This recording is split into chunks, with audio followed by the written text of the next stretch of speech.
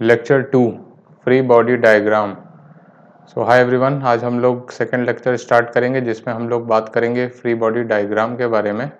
किसी भी पार्टिकल या बॉडी का उसकी प्रॉब्लम सॉल्व करने के लिए उसका फ्री बॉडी डायग्राम कैसे बनाते हैं, फ्री बॉडी डायग्राम होता क्या है, ये सब हम लोग इस लेक्चर में देखेंगे पार्ट 1 में। और पार्ट 2 में देखेंगे कि फ्री बॉडी डायग्राम बनाने के बाद उसकी इक्वेशंस कैसे लिखते हैं पूरी प्रॉब्लम सॉल्व करने के लिए। ठीक है, तो ये दो इस लेक्चर का पार्ट है, दो टॉपिक्स। तो सबसे पहले फ्री बॉडी डायग्राम की डेफिनेशन पे चलते हैं, जो कि हमारे स्लाइड नंबर 5 पे मैंने रखा है। ठीक है, फ्री बॉडी डायग्राम, तो इसकी डेफिनेशन देख लेते हैं। A diagram representing all the external forces, ये चीज़ अंडरलाइन कर लीजिए, ऑल दी एक्सटर्नल फोर्सेस यहाँ पर लिखा हुआ है, इंटरनल नहीं आपको शो करना होता है। A diagram representing all the external forces acting on a body when it is freed from all the contacts। सारे कॉन्टैक्ट से फ्री करने के बाद जो सारे एक्सटर्नल फोर्सेस आपको दिखाएंगे डायग्राम में, उसको हम बोलते हैं free body diagram of that particular body. तो फॉर एग्जांपल सपोज करिए यूँ कुछ आपका कोई सिस्टम दिया हुआ है, ये एक पुली लगी है, इससे एक मास यहाँ पर अटैच है और दूसरा मास यहाँ पर अटैच है। इसको बोला मैंने ए, इसको बोला मैंने बी। तो आपसे किसी ने कहा कि बी ब्लॉक का या बी बॉडी का फ्री बॉडी डायग्राम बनाओ। ठीक है, तो आपको क्या करना होगा, बी पे सारे कॉन्टैक्ट्स छुड़वाने के बाद, इसको सारे कॉन्टैक्ट से फ्री करने के बाद, इस पे सारे एक्सटर्नल फोर्सेज जो आप शो करेंगे, all the contact as well as non contact forces, तो उस डायग्राम को हम लोग बोलेंगे फ्री बॉडी डायग्राम। ठीक है, अभी हम लोग इसको डिटेल में एनालिसिस करेंगे। पहले स्टेप्स देख लेते हैं जो अभी हमने डेफिनेशन से समझा। स्टेप्स में क्या है कि सबसे पहले आपको free the body from all the contacts, पहले इसको फ्री कर लेना होता है। ठीक है, सो फ्री करने का मतलब है इस बॉडी को आप अलग से ऐसे बना लीजिए। ठीक, इसके बाद शो दी कॉन्टैक्ट फोर्सेज, शो दी कॉन्टैक्ट फोर्सेज। अब इसमें कॉन्टैक्ट फोर्सेस कौन कौन से लग रहे हैं, देखो इससे स्ट्रिंग एक अटैच है, तो एक ये टेंशन इसमें टी डेवलप हुआ होगा क्योंकि खिंची हुई स्ट्रिंग होगी, इससे मास लटक रहा है, तो खिंची, सपोज करिए बी का मास ज़्यादा है ए से, या इक्वल भी आप मान सकते हैं। इन एनी केस इसमें स्ट्रिंग टेंशन टी होगा, तो इस पे ऊपर की तरफ टेंशन टी लग रहा होगा इस पे। ठीक है, ये हो गई हमारी कॉन्टैक्ट फोर्सेस। सिर्फ एक ही है स्ट्रिंग इससे कॉन्टैक्ट में, तो एक ही कॉन्टैक्ट फोर्सेस टी है इसमें। अब आपको नॉन कॉन्टैक्ट फोर्सेस भी इसमें दिखाने होंगे, तो अभी हम लोग डिटेल में डिस्कस करते हैं कौन कौन से फोर्सेस। ये बस मैं आपको एग्जांपल दे रहा हूँ। इस केस में नॉन कॉन्टैक्ट फोर्स का एग्जांपल आया जाएगा इसका वेट mg। ठीक है, जो अर्थ इसको तरफ नहीं खींच रहा होगा। तो बस अब इसको आप क्या करते हैं, एक पॉइंट मास से रिप्लेस कर देते हैं। ये भी लिख लीजिए, replace the body with a point mass. ये आप कर भी सकते हैं, नहीं भी कर सकते हैं, मतलब आप इसको एज अ ब्लॉक भी दिखा सकते हैं, इसको एज अ पॉइंट मास भी दिखा सकते हैं। फिर इस पे सारे जो फोर्सेस लगते हैं, अभी इसको हम लोग डिटेल में देखेंगे, तो यही होता है FBD। ठीक है, तो अब चले आते हैं फर्स्ट स्लाइड पे कि FBD में फोर्सेस कौन कौन से होते हैं। टिपिकल फोर्सेस इन FBD, तो सबसे पहला जो होता है फोर्स, तो अर्थ का ग्रेविटेशनल फोर्स, जिसको वेट बोलते हैं। ठीक है, ग्रेविटेशनल फोर्स एक्सर्टेड बाय अर्थ, ये कहाँ एक्ट करता है, बॉडी के सेंटर पे। ठीक है, इसका मैग्नीट्यूड होता है mg के बराबर, जहाँ पर m क्या होता है, मास ऑफ बॉडी। ठीक है, हर बॉडी पे अर्थ एक ग्रेविटेशनल फोर्स एक्सर्ट करती है जिसकी वैल्यू होती है उसके वेट के बराबर, दैट इज mg। तो क्या है ये, कॉन्टैक्ट फोर्स है कि non contact, obviously this is non contact. ठीक है, मास का अर्थ से कांटेक्ट होना जरूरी नहीं है, तो ये एक नॉन कांटेक्ट फोर्स होता है। दूसरा नॉर्मल फोर्स होता है। ऑलरेडी हम लोग फोर्स के लेक्चर में ये सारी चीजें डिस्कस कर चुके हैं, पिछले लेक्चर में मैंने आपको ब्रीफ किया था ये सब चीजें।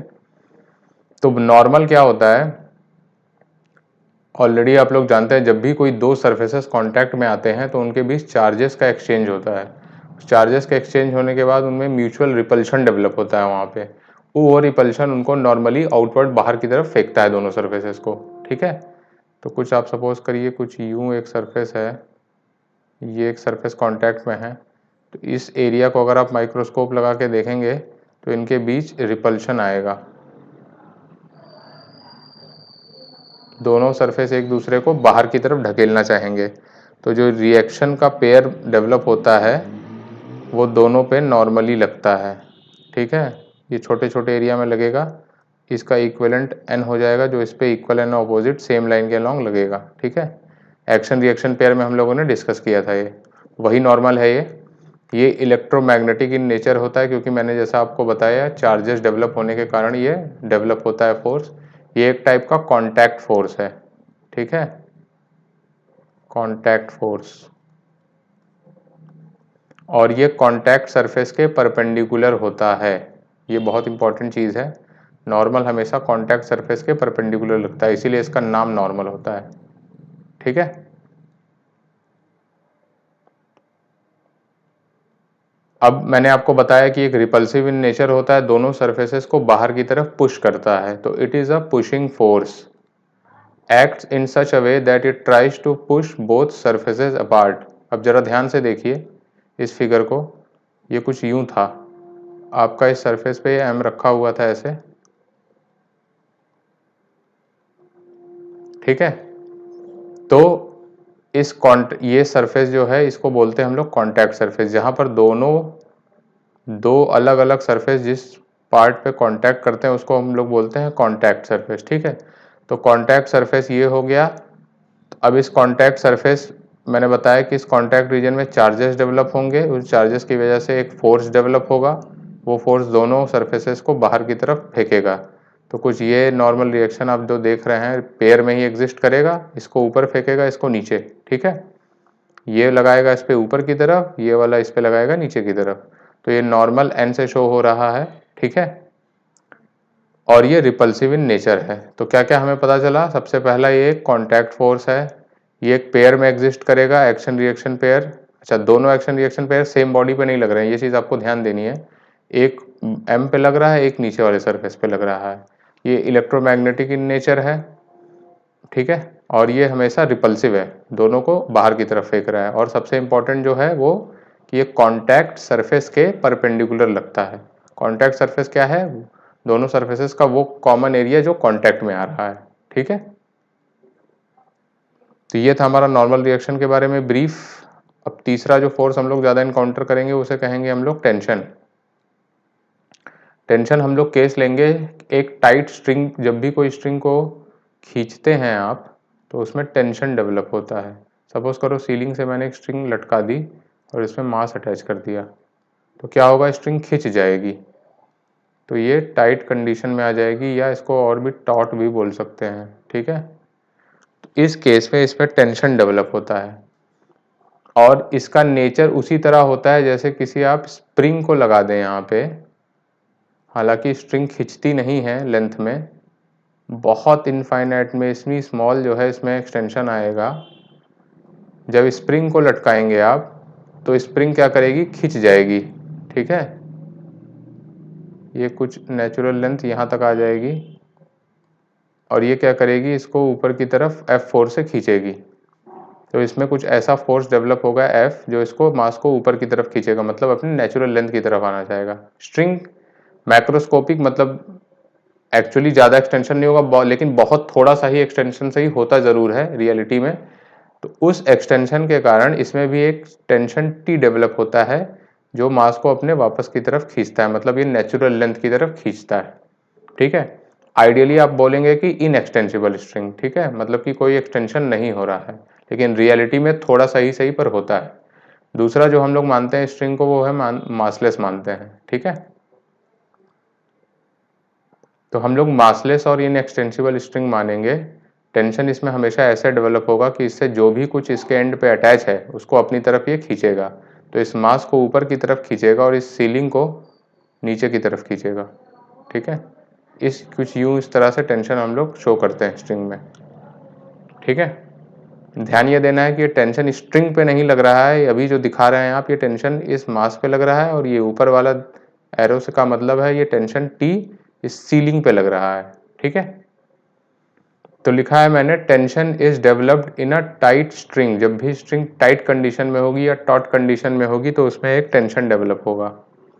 इसका नेचर भी इलेक्ट्रोमैग्नेटिक होता है, ये भी चार्जेस डेवलप होने के कारण लगती है। ये भी एक टाइप की कांटेक्ट फोर्स है। तो अभी तक हमने नॉन कांटेक्ट में सिर्फ वेट देखा है जो हम लोग मोस्टली इनकाउंटर करेंगे, ठीक है। अब acts in such a way that it tries to pull the objects attach to it, very similar to spring extended.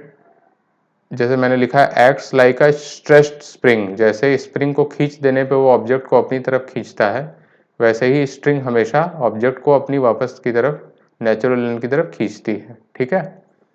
और ये हमेशा स्ट्रिंग के लेंथ के अलोंग ही लगेगा। ऐसा कभी नहीं आप एनकाउंटर करेंगे कि ये स्ट्रिंग है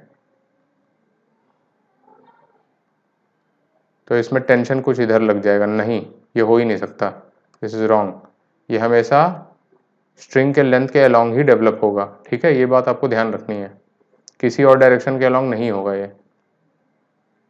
अब जैसे इस फिगर में आप देख सकते हैं कि ये मास है, इससे एक स्ट्रिंग अटैच्ड है, इसको आप नाम देख सकते हैं ए बी, और इसी स्ट्रिंग से आप F4 से खींच रहे हैं।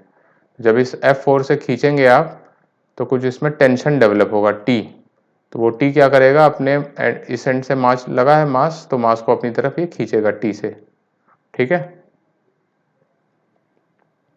सिमिलरली इस फिगर में देखिए, इसमें दो ब्लॉक हैं और इस ब्लॉक को अब F4 से आप खींच रहे हैं, ठीक है। जब आप इसको F4 से खींचेंगे तो इसके बीच वाली स्ट्रिंग खींचेगी, अगर खींचेगी तो इसमें एक टेंशन T डेवलप होगा। उस टेंशन को कैसे शो करेंगे, जैसे मैंने बताया टाइट स्ट्रिंग अपने दोनों एंड को बीच की अपने नेचुरल एंड की तरफ खींचती है, तो T इसमें कुछ ऐसा आप दिखाएंगे कि ये T A को इधर खींचेगा और B को इधर की तरफ खींचेगा, ठीक है। ये हो गई टेंशन की डायरेक्शन, इस तरह दिखाते हैं, हमेशा ऑब्जेक्ट्स को खींचता है अपनी तरफ। अब मैंने एक स्टार बना के चीज लिखी है जिसको मैं आगे प्रूफ करूंगा, वो ये कि in a massless string tension all along the length of string is same. मतलब कि अगर ये मासलेस स्ट्रिंग है तो इसमें हर जगह सेम टेंशन T डेवलप होगा, ठीक है, वेरी नहीं करेगा मासलेस केस में, ठीक है। मासलेस एंड फ्रिक्शनलेस भी बोलना चाहिए। तो जो कि हमारे सिलेबस में है, फ्रिक्शनलेस स्ट्रिंग ही हमारे सिलेबस में है, frictionless string and frictionless pulley, ठीक है। तो in a massless string tension all along the length of string is same, ठीक। इसको मैं आगे प्रूफ करूंगा, ठीक है। डेफिनेशन हम लोग ऑलरेडी देख चुके हैं। अब देखते हैं हम लोग फ्री बॉडी डायग्राम बनाते कैसे हैं। हम लोग देख लिया क्या क्या फोर्सेस हम शो करने वाले हैं। सबसे पहला क्या था, वेट था हमारा जो कि नॉन कॉन्टैक्ट फोर्स था, देन हमारा नॉर्मल आ रहा था एक कॉन्टैक्ट फोर्स, और टेंशन। ये मोस्टली तीन फोर्सेस हम लोग एनकाउंटर करेंगे। जब हम लोग फ्रिक्शन पढ़ लेंगे तो हम लोग फ्रिक्शन भी ले लेंगे, ठीक है। अभी के लिए हम लोग सब स्मूथ मानेंगे सरफेसेस, मतलब कोई फ्रिक्शन नहीं। तो इस सरफेस पे एक m मास का ब्लॉक रखा हुआ है, तो कहा गया कि m मास की FBD बनाइए। तो सबसे पहले मैंने क्या किया, m मास को फ्री कर लिया सारे कांटेक्ट से। अब उसके बाद दूसरे नंबर पे मैंने कहा कि इस पे सारे कांटेक्ट फोर्सेस शो करिए। तो कांटेक्ट फोर्सेस देखिए क्या है, किससे कांटेक्ट है इसका, इस सरफेस से। इस कांटेक्ट सरफेस पे एक नॉर्मल रिएक्शन एक्ट हो रहा होगा, जो मैंने इस फिगर में कुछ यूं दिखाया है। तो जब आप ब्लॉक की FBD बनाएंगे तो इस ब्लॉक पे नॉर्मल रिएक्शन ऊपर की तरफ लग रहा है, तो आप यूं दिखा दीजिए नॉर्मल रिएक्शन N। अब सारे नॉन कॉन्टैक्ट फोर्सेस में क्या होगा, इसका एक वेट होगा, तो वो आप दिखा दीजिए। अगर आप इसको पॉइंट मास शो ऐसे भी सही है, अगर आप इसको पॉइंट मास से दिखाएंगे तो भी सही है।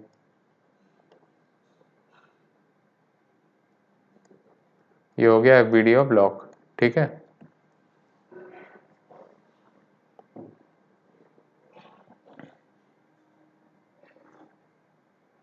अच्छा, अगर ये अर्थ सरफेस है तो आपको किसी ने कहा कि अर्थ सरफेस की भी FBD बनाओ भाई, तो आप कुछ यूं मान लेंगे अर्थ सरफेस को, ठीक है, ओके।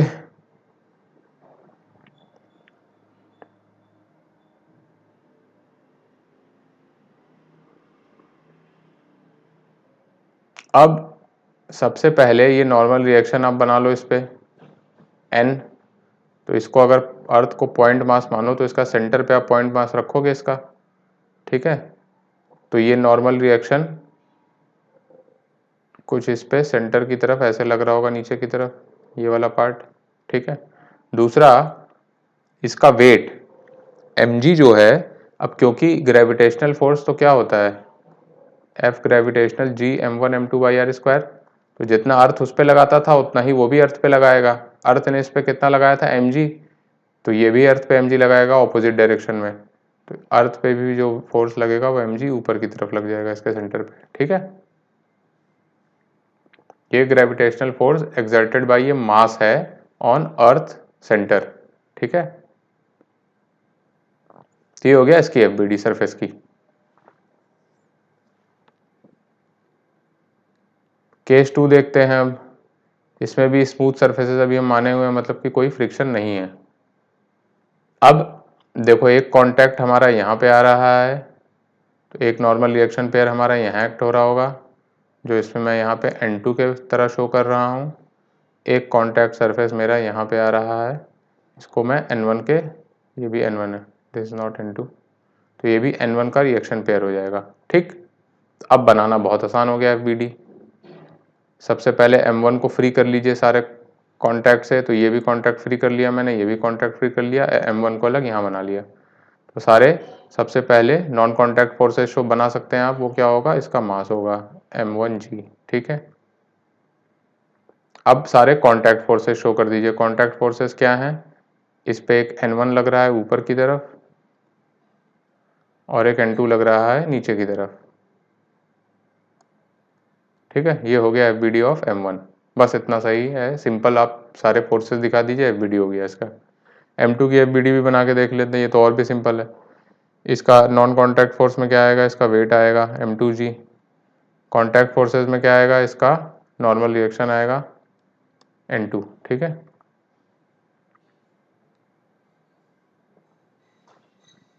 तो ये हो गया M2 का FBD, ठीक है। यहाँ पर इस पे दो नॉर्मल रिएक्शन एक्ट हो रहे होंगे, इस कांटेक्ट M1 पे दो नॉर्मल रिएक्शन है, इस कांटेक्ट की वजह से और एक इस कांटेक्ट की वजह से, इसलिए यहाँ पे N1 N2 आपको दो दिख रहे हैं। M2 के लिए आपको सिर्फ एक ही कांटेक्ट है, तो सिर्फ N2 एक्ट कर रहा है यहाँ पे, ठीक है।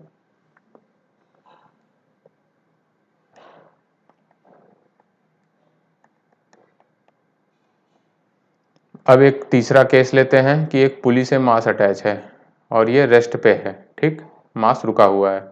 फ्रिक्शनलेस पुली है, मासलेस पुली है, और फ्रिक्शनलेस भी लिख लीजिए आप लोग।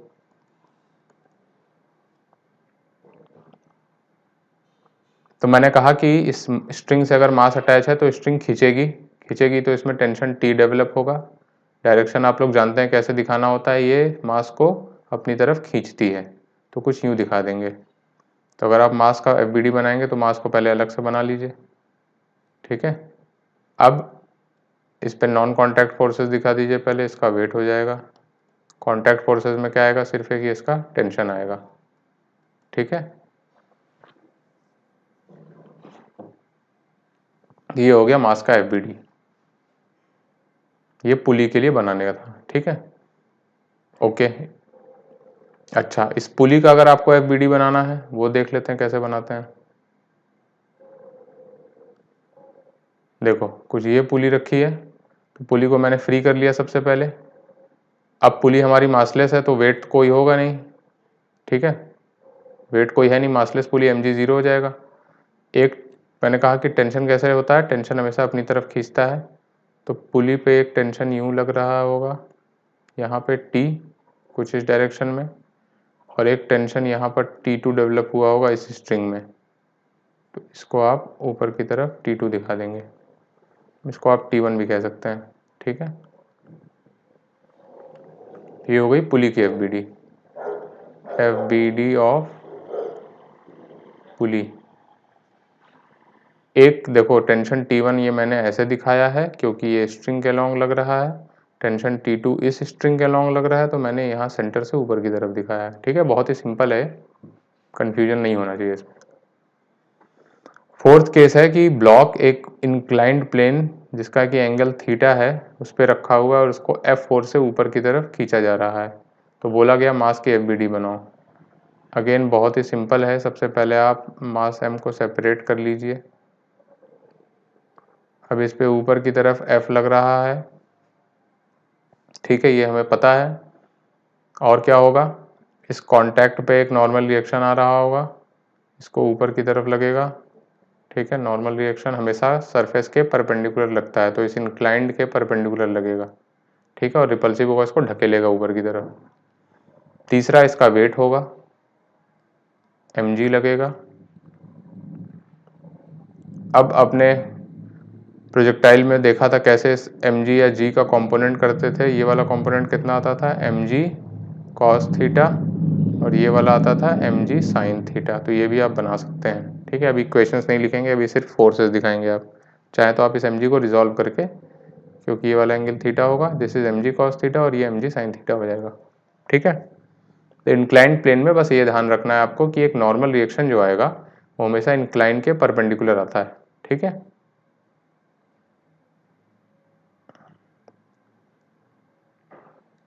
अब थोड़ा सा ट्रिकी एग्जांपल ले लेते हैं। देखिए ये टाइप के क्वेश्चंस कैसे करते हैं कि जब आपको कांटेक्ट सरफेस की जगह कांटेक्ट पॉइंट दिख रहा है, ठीक है, आपको तो यहाँ पे कांटेक्ट पॉइंट दिख रहा है। अब इसको आप इमेजिन करिए, ये जो ब्लॉक है ये अंदर के इसी प्लेन, स्क्रीन के प्लेन के अंदर गया होगा, राइट। तो ये जो पॉइंट आपको दिख रहा है ये पॉइंट नहीं बल्कि ये एक लाइन होगी या सरफेस होगा जो प्लेन के अंदर जा रहा है। तो आपको ये इमेजिन करना होगा कि इस ऊपर वाले ब्लॉक का ये वाला सरफेस और इसके ये कुछ ऐसा सपोज करिए आप, ये ब्लॉक ऐसे रखा हुआ है, ठीक है। तो इससे टच में है, इस वाले सरफेस से, है ना, अंदर की तरफ। तो इन केसेस में नॉर्मल दिखाने का तरीका ये है कि आप जहाँ पे पॉइंट ऑफ कांटेक्ट है वहाँ पर देखिए कि पॉइंट ऑफ कांटेक्ट के दोनों तरफ कौन सा सरफेस है, ठीक है, दोनों तरफ कौन सा सरफेस है।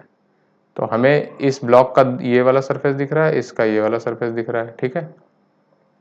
इसका कांटेक्ट सरफेस तो परपेंडिकुलर प्लेन के अंदर है, ठीक है, इस वाले ब्लॉक का, तो इसको ये तो हम देख ही नहीं सकते। पर इस ब्लॉक का पॉइंट ऑफ कांटेक्ट के आइदर साइड ये वाला सरफेस है, ठीक है। तो इसी के परपेंडिकुलर आप नॉर्मल ड्रॉ कर दो, ठीक है, इसी के परपेंडिकुलर नॉर्मल हो जाएगा। जो पॉइंट ऑफ कांटेक्ट के दोनों साइड जो सरफेस दिख रहा है आपको, उसी के परपेंडिकुलर जो फोर्स बनाएंगे वही नॉर्मल की डायरेक्शन हो जाएगी। तो इसमें कुछ इसके अलोंग होगा नॉर्मल, ठीक है। तो अगर इसमें मैं बी डी ड्रॉ करूँ सबसे पहले हॉरिजॉन्टल वाले ब्लॉक की, तो क्या होगा, नॉर्मल रिएक्शन इसको नीचे की तरफ पुश करेगा, ये हो जाएगा एन का ये, इसका mg ऐसे एक्ट होगा, और इस कांटेक्ट पे नॉर्मल रिएक्शन n2 मान लीजिए, इसको n1 मान लीजिए, तो दिस बिकम्स n1, और ये ऊपर की तरफ लगेगा n2, ये सरफेस इसको ऊपर की तरफ फेंकेगा बाहर, ठीक है।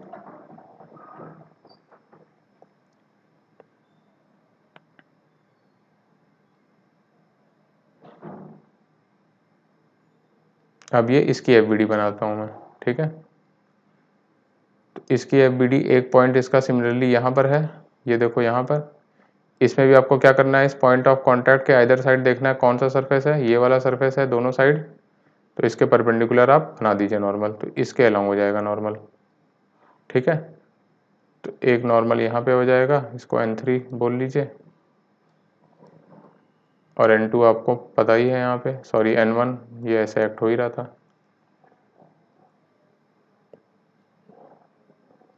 ये इसका mg लग जाएगा, ठीक है। तो ये थोड़ा सा ट्रिकी क्वेश्चन है, बस आपको ये ध्यान रखना है, आपको पॉइंट ऑफ कांटेक्ट पे जाना है, देखना पॉइंट ऑफ कांटेक्ट के आइदर साइड कौन सा सरफेस है, जो सरफेस आपको दोनों साइड दिख रहा है पॉइंट ऑफ कांटेक्ट के, उसी से परपेंडिकुलर ड्रॉ करना है, उसी के लॉन्ग नॉर्मल आपको मिल जाएगा, ठीक है। इस पॉइंट ऑफ कांटेक्ट के दोनों साइड ये वाला सरफेस था, इस पॉइंट ऑफ कांटेक्ट के दोनों साइड ये वाला सरफेस था, ठीक है, और ये तो नॉर्मल आपको पता ही है। अब आते हैं केस नंबर 6 पे। देखो, इसमें एक रॉड रखी हुई है स्फेरिकल बॉडी में। सबसे पहले ये वाले पॉइंट ऑफ कांटेक्ट पे आओ, तो क्या रॉड का पॉइंट ऑफ कांटेक्ट के दोनों साइड सरफेस है? नहीं। क्या स्फीयर का है? हाँ, इस पॉइंट ऑफ कांटेक्ट के इधर भी है, इधर भी है। तो नॉर्मल कैसे पता करेंगे? स्फीयर से परपेंडिकुलर ड्रॉ कर देंगे पॉइंट ऑफ कांटेक्ट पे। पता है नॉर्मल आपको स्फीयर के सेंटर से पास करेगा, तो यहाँ पे हो जाएगा नॉर्मल का डायरेक्शन। इस रॉड पे N1 ऐसे लगेगा। अगेन इस पॉइंट ऑफ कांटेक्ट पे कैसे पता करेंगे? क्या रॉड दोनों साइड है इसके? नहीं, इस साइड नहीं है, इस साइड है। क्या स्फीयर है इस पॉइंट ऑफ कांटेक्ट के दोनों साइड? यस, इधर भी है, इधर भी है। तो स्फीयर के परपेंडिकुलर ड्रॉ कर दीजिए। ये हो गया N2, रॉड पे बनाया मैंने, ठीक है। तो रॉड की FBD अब बनाए, तो ये हो जाएगा N2, ये हो जाएगा N1, और ये इसका अगर मास M दिया है तो mg वेट हो जाएगा इसका, ठीक है। ये इसके सेंटर से पास कर रहे होंगे। Normal always passes through the centre of an sphere, ठीक है।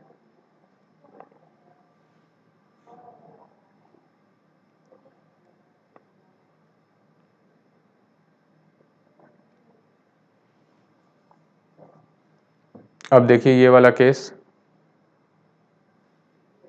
दो मासेस अटैच हैं स्ट्रिंग से, और इस मास से एक फर्दर एक स्ट्रिंग अटैच है। चलिए इसका नाम दे देते हैं AB, और इस स्ट्रिंग को आप F4 से खींच रहे हैं, ठीक है। तो सबसे पहले इसमें T1 डेवलप होगा, ओके। T1 क्या करेगा? इसको MB को आगे की तरफ खींचेगा अपनी तरफ, और इसमें T2 डेवलप होगा। तो ये T2 यहाँ पर कुछ यूं एक्ट हो रहा होगा, ठीक है।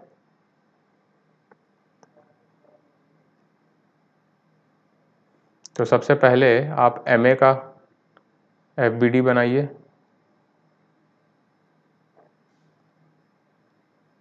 MA, तो सबसे पहले इसको सारे कॉन्टैक्ट से छुड़ा लीजिए। फिर नॉन कॉन्टैक्ट फोर्स में क्या होगा? इसका वेट आ जाएगा MAG, ठीक है।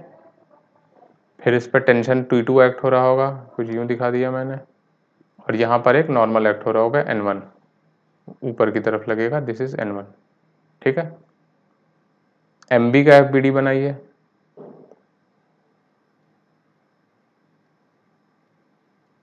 MB का FBD बनाने के लिए सबसे पहले इसको फ्री कर लिया मैंने इसके सारे कॉन्टैक्ट से। एक कॉन्टैक्ट यहाँ, एक कॉन्टैक्ट यहाँ, एक कॉन्टैक्ट यहाँ, सबसे फ्री कर लिया। अब सारे फोर्सेस दिखा दीजिए इसमें। एक टेंशन यहाँ पे एक्ट हो रहा है T1, दूसरा टेंशन इधर है T2, और तीसरा फोर्स नॉर्मल रिएक्शन यहाँ पे N2 हो रहा होगा, इसको N2 मान लिया मैंने इस कॉन्टैक्ट पे, ठीक है।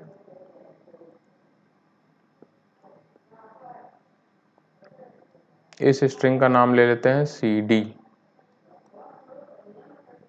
अब CD की अगर आप BD बनाए, आप स्ट्रिंग CD की, तो कुछ यूं बनेगा। आप ध्यान से देखना, ये C है, ये D है। अब मैं ब्लू से इसको फोर्स शो करूंगा। देखो, स्ट्रिंग ने मास पे फोर्स लगाया टेंशन T2 इधर की तरफ, तो मास स्ट्रिंग पे कितना लगाएगा? न्यूटन्स थर्ड लॉ से T2 ही लगाएगा, लेकिन उल्टे डायरेक्शन में लगाएगा। स्ट्रिंग पर टेंशन हमेशा इस तरह दिखेगा T2, ठीक है, ना कि इधर दिखेगा। मास पे स्ट्रिंग हमेशा अपनी तरफ खींचेगी, तो सिमिलरली मास जो है स्ट्रिंग को अपनी तरफ खींचेगा T2।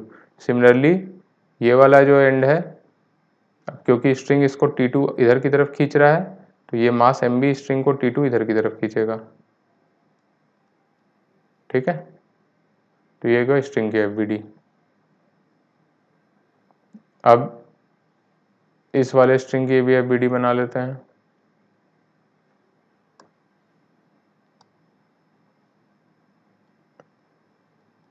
ये हो गया A, ये हो गया B, ठीक है। तो B को तो आप फोर्स F से खींच ही रहे हैं,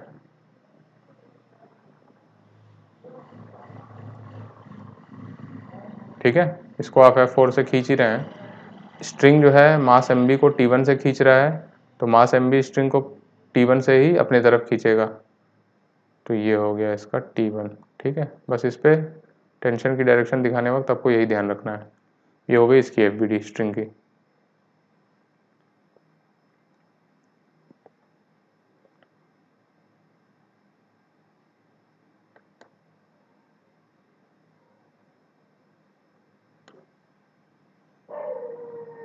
सातवां केस देखते हैं। ये मास इसको एक F4 से खींच रहे हैं, ये पिछले का ही सिंपल केस है बल्कि। तो देखिए इस स्ट्रिंग को भी ए बी मान लो आप।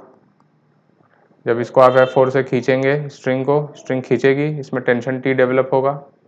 टेंशन T डेवलप होगा जब, तो इस टेंशन को मैंने मास पे कुछ इस तरह दिखा दिया। अब बड़े ध्यान से देखो, सबसे पहले मास की FBD बनाओ अगर आप, तो इसका वेट लग रहा होगा mg। यहाँ पर एक नॉर्मल एक्ट हो रहा होगा n की तरह, और यहाँ पर एक टेंशन आ गया T। ठीक है, अब स्ट्रिंग की FBD बनाओ।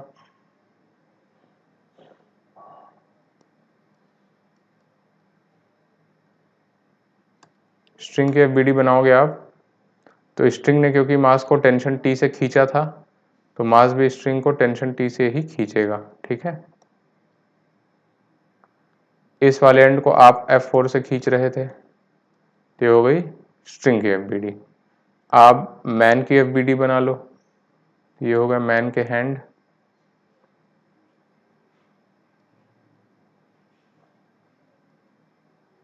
ठीक है, अब मैन F4 से खींच रहा था स्ट्रिंग को, तो स्ट्रिंग में टेंशन कितना डेवलप हुआ था T। तो स्ट्रिंग मैन पे मैंने बोला दोनों एंड को T टेंशन से ही खींचती है, तो यहाँ पे भी T ही हो रहा होगा, यहाँ पे भी T ही होगा। तो मैन के हैंड पे भी टेंशन T लगाएगी स्ट्रिंग। यहाँ पर एक नॉर्मल रिएक्शन एक्ट हो रहा होगा इसके दोनों पैर पे, इसको N2 बोल लो, तो दिस बिकम्स N2। फिर मैन का वेट उस पर एक्ट हो रहा होगा mg। ठीक है, तो ये हो गई मैन की FBD। ठीक है, इसके हाथों पे भी वही टेंशन एक्ट होगा जो स्ट्रिंग में दौड़ रहा होगा। ठीक है, जब हम लोग इक्वेशन लिखेंगे तब आपको मैं दिखाऊंगा कि कैसे, जो मैंने ऊपर लिखा था कि स्ट्रिंग के सारे लेंथ के अलोंग सेम टेंशन डेवलप होता है, टेंशन T उसकी वैल्यू कांस्टेंट होती है in a massless and frictionless string. अभी जब हम लोग इक्विलिब्रियम की बात करेंगे तब इस पे आएंगे। ठीक है, अब इसको मैं नेक्स्ट पार्ट में कवर करूंगा। ठीक है, इससे दो पार्ट में कर लेते हैं इस लेक्चर को। तो अभी इस पार्ट में आप FBD वापस से सारे प्रैक्टिस करिए, जैसे मैंने लिखवाया है। क्या करना है आपको, कॉन्टैक्ट सारे फ्री कर देने हैं, फिर सारे नॉन कॉन्टैक्ट फोर्सेस बना लीजिए और सारे कॉन्टैक्ट फोर्सेस बना लीजिए। टेंशन बनाने में आपको विशेष ध्यान रखना है किसकी FBD बना रहे हैं आप। ब्लॉक की बनाएंगे तो स्ट्रिंग हमेशा अपनी तरफ खींचेगा ब्लॉक को। स्ट्रिंग की बनाएंगे तो ध्यान रखना है स्ट्रिंग में टेंशन ऐसे दिखेगा कि ब्लॉक अब स्ट्रिंग को कैसे खींच रहा होगा। ठीक है, तो वो टेंशन कुछ इस तरह दिखेगा। ठीक है,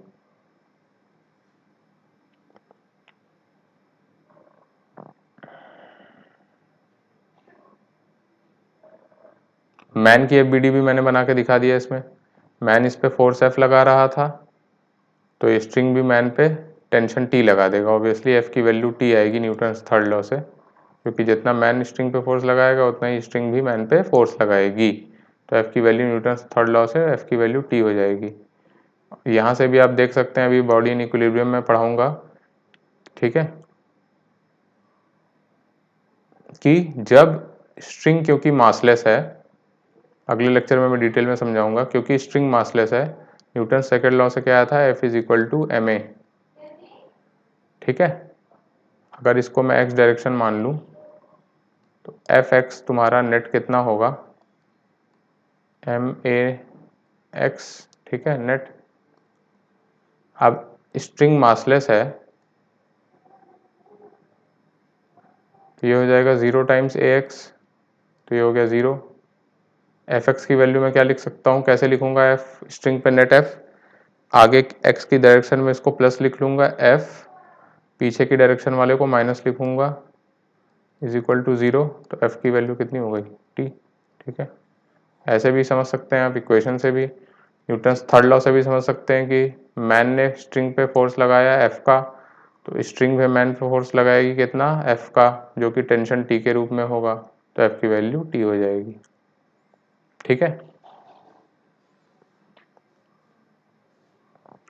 अब चलिए इसको समझा देता हूँ मैं आपको एक लाइन में। कि कैसे स्ट्रिंग के सारे लेंथ के लॉन्ग सेम ही टेंशन डेवलप होगा। सपोज करो ये कोई पॉइंट मैंने लिया सी, ठीक है। अब सपोज करो सी पॉइंट पे टेंशन टी प्राइम है, तो मैंने क्या किया, सी बी की एफबीडी बनाई, सी बी, तो बी पे इधर एफ एक्ट हो रहा होगा, कलर चेंज कर लेते हैं। अब टी प्राइम यहाँ पे टेंशन अगर है, तो मैंने आपको बताया स्ट्रिंग पर टेंशन कैसे एक्ट हो रहा होगा, बाहर की तरफ, तो ये टी प्राइम हो गया।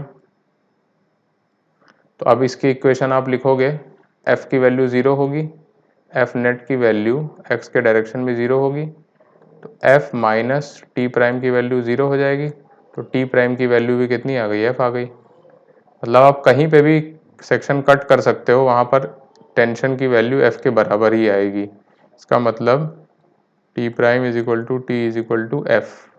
तो स्ट्रिंग एक अगर मासलेस है तो उसके हर पॉइंट पे सेम टेंशन डेवलप होगा, ठीक। अब अगले पार्ट में हम लोग बात करेंगे बॉडी इन इक्विलिब्रियम, यही सारे इक्वेशंस हम लोग लिखेंगे उसमें डिटेल में, ठीक है, कि इक्विलिब्रियम में जब होता है तो उस पर नेट फोर्स 0 हो जाता है। ठीक है, अभी के लिए इतना ही, चलो बाय बाय।